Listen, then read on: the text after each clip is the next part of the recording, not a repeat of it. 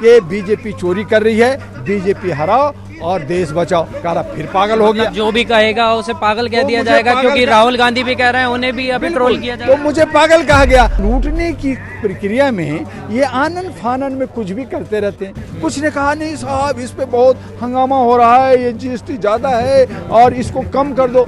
रातों रात कम कर दिया गया, बाकी को बढ़ा दिया गया। कोई भी लीडर्स हैं आज ये देशभक्त नहीं है। जितने भी हमारे कैबिनेट मिनिस्टर्स हैं उनको भारत के बारे में स्थिति वस्तु स्थिति उसको ज्योग्राफी नहीं मालूम। मोदी जी और अमित शाह, नाम खोल देता हूँ, बहुत सारे लोग नाम से डरते हैं, चलिए जी मैं नाम भी बता देता हूँ। तो दो व्यक्ति सभी को हाँक रहे हों, वहाँ फाइनेंस मिनिस्टर हों, चाहे डिफेंस मिनिस्टर हों, चाहे कोई और मंत्री हों, उनकी कोई औकात नहीं। जितने भी सांसद हैं वो सब डरेसा में हैं, सबकी फाइल बनी है, सब क्रिमिनल छवि के लोग हैं, वो सब का फाइल इन्होंने रखा है, इसलिए डरा कर रखे तो वो विरोध नहीं करते। आज हमने सोचा था कि एक महिला मुख्यमंत्री होंगी, दिल्ली का विकास होगा, लेकिन यहाँ विनाश हो रहा है। लूट लाओ कूट खाओ एक गांव की कहावत है, यानी कि जितना जनता को पीस सकते हो, जितना निचोड़ सकते हो, उसको निचोड़ दो।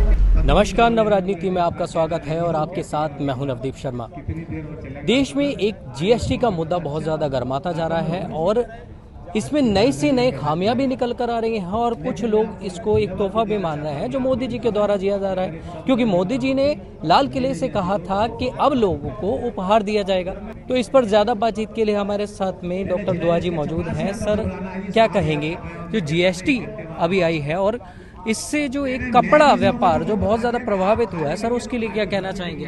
देखिए जर्नलिस्ट महोदय, जहाँ सरकार लूट लाओ कूट खाओ, सबका साथ अपना विकास, अपने साथियों का विकास कर रहे हों, जहाँ रेवड़ियाँ बांटी जा रही हों, जहाँ जुमलाबाजी चल रहा हो, इनके बहुत सारे जो एडवाइजर हैं वो एसी में बैठ कर करके जनता की तकलीफ को नहीं जानते, बाजार की सिस्टम को नहीं जानते, कपड़ा किस तरह से बनता है, किस तरह से उसका डिस्ट्रीब्यूशन होता है, दवाइयों का किस तरह से होता है, ये देखते हैं कि माल ज़्यादा कहाँ से आएगा। और उसको लूटने की प्रक्रिया में ये आनन फानन में कुछ भी करते रहते हैं। कुछ ने कहा नहीं साहब इस पे बहुत हंगामा हो रहा है, ये जीएसटी ज़्यादा है और इसको कम कर दो। रातों रात कम कर दिया गया, बाकी को बढ़ा दिया गया। तो ये कोई भी लीडर्स हैं आज ये देशभक्त नहीं है। जितने भी हमारे कैबिनेट मिनिस्टर्स हैं उनको भारत के बारे में स्थिति वस्तु स्थिति उसको ज्योग्राफी नहीं मालूम। तो जब ज्योग्राफी नहीं मालूम होगा, जब ज्ञान ही नहीं होगा, जब कॉमर्स की ज्ञान नहीं होगा, और कॉमर्स की बात करेंगे, न्याय नहीं आता, न्याय का मंत्री बने हुए, जिनको एबीसीडी कभी स्कूल नहीं गए वो शिक्षा मंत्री बन जाते हैं। तो ऐसी सूरत में ये मनमर्जी होती है और ये जो उनको एडवाइस किया जाता है, जो एडवाइजरी बोर्ड है, चूँकि मैं भी आईएएस एलाइड रहा हूँ, मैं भी सुप्रीम कोर्ट से जुड़ा हूँ, ह्यूमन राइट्स का हूँ, यूनाइटेड नेशन से जुड़ा हूँ, इनको बहुत तरीके से जानता हूँ। 61 साल का उम्र हो गया है। इसी जनता मंत्र के इतिहास पे बहुत लोगों ने धरना प्रदर्शन आंदोलन किए, लोगों को दबाया गया। तो आज जो जनता की समस्याएं उसको गंभीरता से ये नहीं लेते, ये सिर्फ गद्दी पे चिपके रहना, सत्ता में बने रहना, एन केन प्रकार तरीके से बने रहना। पहले कभी जब से कांग्रेस को लोग कहते हैं तो ठीक है, ये 70 साल में वो जैसे भी किया, लेकिन उन्होंने भी बैलेट की चोरी की थी और सरकार बनाई थी। तब हमारे अटल बिहारी वाजपेयी ने पार्लियामेंट में कहा था कि मैं नेता जो बना हूँ, ये जो आज नेता बन रहे हैं वो गुंडों के सहारे से बनते हैं, क्योंकि हमें बैलेट और वोट की चोरी करते, उन्होंने कहा था। तो अब तो दिल्ली में भी सर एसआईआर आने वाला है। देखिए अभी बिहार में एसआईआर के नाम पे 65 लाख वोट काटे गए। वहाँ पे कहा गया कि तुम्हारी ज़मीन नहीं है, तुम्हारा घर नहीं है, तुम प्रवासी हो, ये हो, बहुत सारी बातें हुई। चूँकि वहाँ पे बहुत शॉर्ट पीरियड में ये काम हुआ, वहाँ विधानसभा है। अब ये जो है उत्तर प्रदेश शुरू करना चाहते हैं, चूँकि 27 में चुनाव है। अब चूँकि ये अगर और जगह नहीं करेंगे तो ये सवाल जो विपक्ष है वो कहेगी कि क्या तुम्हें बिहार मिला था, बाकी जगह क्यों नहीं किया। तो खिसियानी बिल्ली ये कह रहे हैं जी मैं सबका करूंगा, और इसी आड़ में ये वोट की चोरी या अपनी व्यवस्था फिट कर रहे हैं। जैसे बिहार में मुखिया को, सरपंच को, लोकल लोगों को खरीदा जा रहा है। कैसे वोट का ध्रुवीकरण होगा, कैसे हम वोट लें कि जीतें, कितना बड़ा पार्टी कौन होगा, कौन वोट किसका काटेगा, कौन जो है किंग मेकर बनेगा, ये सारा वहाँ समीकरण खूब जोर शोर से चल रहा। और वहाँ पे आज के डेट में जिनको एक शाम खाना नहीं मिल रहा था, वो 6-6 बार खाना खा रहे हैं। सर एक क्वेश्चन ये भी आता है कि हमारे फाइनेंस मिनिस्टर हैं और पहले के भी थे, पर अब जो चीज़ें हो रही हैं क्योंकि उनकी कोई रूपरेखा नज़र नहीं आ रही। अभी गत्ते की अगर हम जीएसटी की बात कर लें तो उसके रॉ मटेरियल पे 18% जीएसटी है, जबकि उसको बेचने पे 5% है। 13% का डिफरेंस आ रहा है। तो ऐसे में कैसे सरवाइव करेगा व्यापारी? जर्नलिस्ट महोदय जो हमारी फाइनेंस महोदया हैं वो जेएनयू की पढ़ी हैं, और अभी जेएनयू के बहुत सारे, मैं भी जेएनयू से हूँ, तो वो इकोनॉमिक्स पढ़ी हैं, उन्होंने कॉमर्स नहीं पढ़ा। और अभी भारत जो चल रहा है वो 2 व्यक्ति चला रहा है, एक प्रधानमंत्री है, एक जो है कैबिनेट मंत्री, जो गृह मंत्री चला रहे, मोदी जी और अमित शाह। नाम खोल देता हूँ, बहुत सारे लोग नाम से डरते हैं, चलिए जी मैं नाम भी बता देता हूँ। तो 2 व्यक्ति सभी को हाँक रहे हों, वहाँ फाइनेंस मिनिस्टर हों, चाहे डिफेंस मिनिस्टर हों, चाहे कोई और मंत्री हों, उनकी कोई औकात नहीं है। वो सब इशारे पे काम कर रहे हैं। यही सीतारमैया जी का, इनके हस्बैंड हैदराबाद में रहते हैं, वो इकोनॉमिस्ट हैं, बहुत अच्छे इकोनॉमिस्ट हैं, काफ़ी अच्छा नॉलेज है।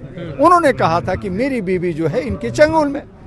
तो जहाँ पे घर वाले ही बता रहे हैं, हम तो बाहर गए, तो ये जो हमारा फाइनेंस मिनिस्टर है, ये सारा है, ये सब उसके चंगुल में फंसे हैं। और ये जो इनके एडवाइजर हैं, जो ये गुजराती लोबी काम जो कर रही है, जो आज आरबीआई पे भी उस पे भी उसका काबिज है, उसके और तमाम जो वित्तीय जो है डिपार्टमेंट है, उस सभी पे उन्हीं लोगों का वर्चस्व है।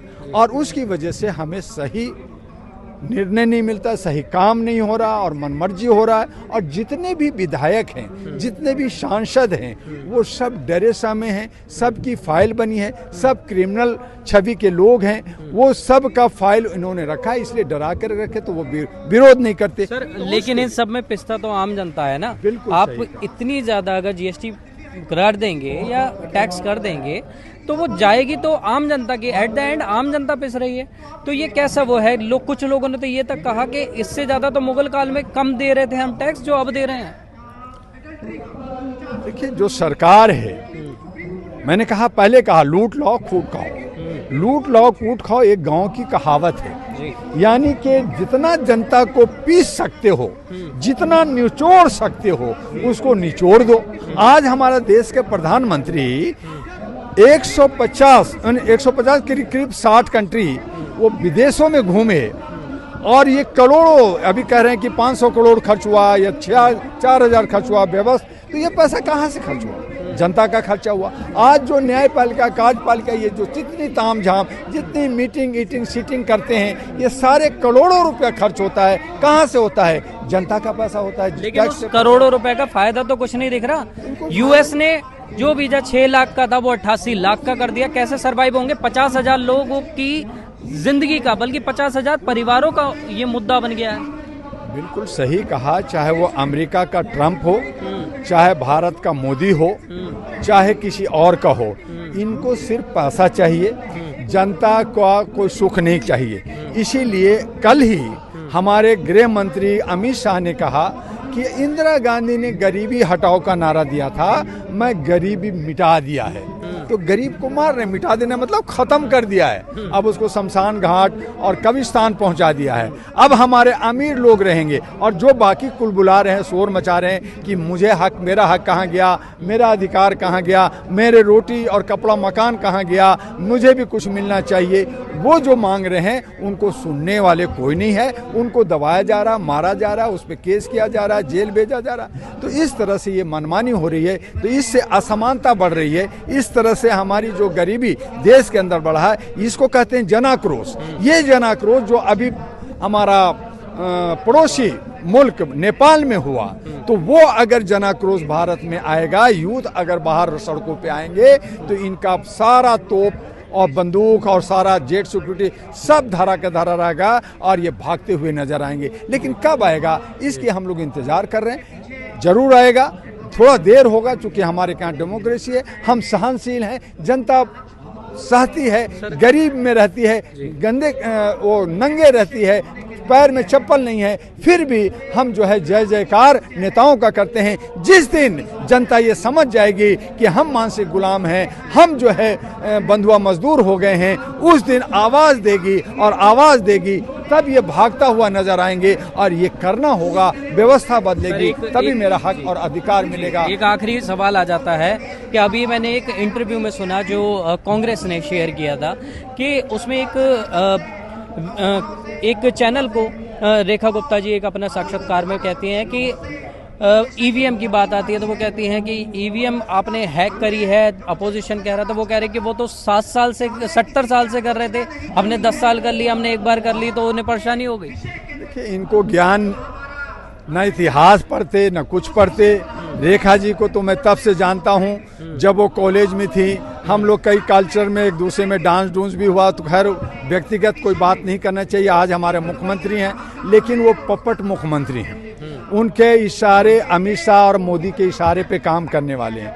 आज हमने सोचा था कि एक महिला मुख्यमंत्री होंगी, दिल्ली का विकास होगा, लेकिन यहाँ विनाश हो रहा है। यहाँ पे जो है सारे झुग्गियाँ तोड़े जा रहे हैं, गरीबों को घर तोड़े जा रहे हैं, पानी बिजली नहीं मिल रहा, उन पे भी टैक्स लग रहा है। तो उनको भगाने का इरादा है कि भाग जाओ, दिल्ली छोड़ दो और हम ही बड़े लोग रहेंगे। इसलिए रेखा जी की बात जो है वो ईवीएम की बात कर रहे हैं। तो जब इसकी जाँच, अभी जो ये हाइड्रोजन बम छोड़ रहे हैं राहुल जी, तो ये सब बातें जनता ने भी माना है कि भाई ईवीएम की चोरी है और ईवीएम चोर गद्दी छोड़ की बात है। लेकिन डॉक्टर दुआ का कहना है कि ईवीएम वोट चोर, ईवीएम छोड़ो, यानी कि जब अगर मान लीजिए आप कहते हैं कि कांग्रेस चोरी किया, तो उस पीरियड में भी आप सब नेता थे, कांग्रेसी ही सब बीजेपी में है, बीजेपी वाले कांग्रेस सब एक ही ताली के छट्टे बट्टे लोग हैं, दूसरा लोग नहीं है।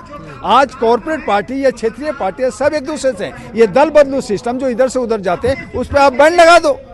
आप उसको इलेक्शन कमीशन कहो कि एक पार्टी का बंदा दूसरे में नहीं जा सकता, और दूसरा अगर जाएगा तो वो उसको रखेगा नहीं। और फिर जनता को अवेयर करो कि ऐसे लोगों को वोट ना दे, तब हमारा जो है लोकतंत्र सुंदर होगा और बेहतर होगा। तो ये जो बैलेट की चोरी होती थी, अब जो है ईवीएम में चोरी हो रहा। मैंने इसी जंतर मंतर पे 2013 में बड़ा सा 30x40 का हमने बैनर लगा के 20 सड़क पे मैंने कहा था कि ईवीएम में चोरी हो रहा है, इसको ध्यान दो, इस पे बदलाव होनी चाहिए। उन्होंने कहा दुआ पागल है। फिर मैंने 2015 में इसी जंतर मंतर में कहा कि बीजेपी चोरी कर रही है, बीजेपी हराओ और देश बचाओ। कहा फिर पागल हो गया। जो भी कहेगा उसे पागल कह दिया जाएगा, क्योंकि राहुल गांधी भी कह रहे हैं, उन्हें भी अभी ट्रोल किया जाएगा। तो मुझे पागल कहा गया। अब मेरी बात को 15 साल 12 साल के बाद उछाल रहे, तो अब अच्छा लग रहा है। तो मैं पहले पागल था। जैसे मैंने अभी एक दिन पहले मैं जंतर मंतर पे पहली बार कहा कि ये जो चुनाव की प्रक्रिया है, इसको खुल्लम खुल्ला कर दो, डिजिटल कर दो। हम पीछे नहीं जाना चाहते, हम बैलेट में नहीं जाना चाहते, हम ईवीएम नहीं चाहते, उनको बाहर करो और एक खुल्लम खुल्ला डिजिटल करो। जैसे मोबाइल से हम पैसा लेते हैं देते हैं, उसके व्यवस्था से करो। एक स्क्रीन लगा दो जंतर मंतर पे, इंडिया गेट पे, और जैसे वोट आएगा कि मिस्टर दुआ ने वोट दिया, पोस्ट आ गया, नाम आ गया, कोड आ गया, सब आ गया, किसको वोट दिया आ गया। उसी तरह से अगर दोबारा डालूंगा तो मैं पकड़ा जाऊंगा। तो एक आदमी कह रहे हैं कि एक आदमी 200 वोट देता है, वो पकड़ा जाएगा। एक आदमी जो है 100 आदमी एक ही एड्रेस पे रहता है, वो भी पकड़ा जाएगा। वो सब खत्म होगा और पैसा करोड़ों अरबों रुपया बचेगा, क्योंकि स्क्रीन पे आएगा, शाम में टोटल अपने आप हो जाएगा। और वो पता चल जाएगा कि ये जीता और ये हारा जी। तो उस तरह से ये खुल्लम खुल्ला मत होना चाहिए, व्यवस्था बदलनी होगी। सभी आवाज देते हैं, लेकिन इस पे समाधान की बात नहीं करते। हमें समाधान पे बात करनी है, हमें नौजवानों को जागृत करना है, हमें नौजवानों को आगे लाना होगा, हमें नौजवानों को देश की कमान जो है नौजवानों को हाथ में देना हो। तो सवालों का सिलसिला तो यूं ही जारी रहेगा और जो प्रोग्राम है वो ऐसे ही आगे बढ़ता रहेगा। फिर एक बार मुखातिब होंगे दुआ जी से और ऐसे ही जनता के मुद्दों को उठाते भी रहेंगे। तो इस पर जो अभी मुद्दे उठाए गए हैं, इनके ऊपर आपकी क्या राय है, हमें कमेंट कर ज़रूर बताएं। और अगर आप हमारे चैनल पर नए हैं तो हमारे चैनल को सब्सक्राइब करना ना भूलें। धन्यवाद।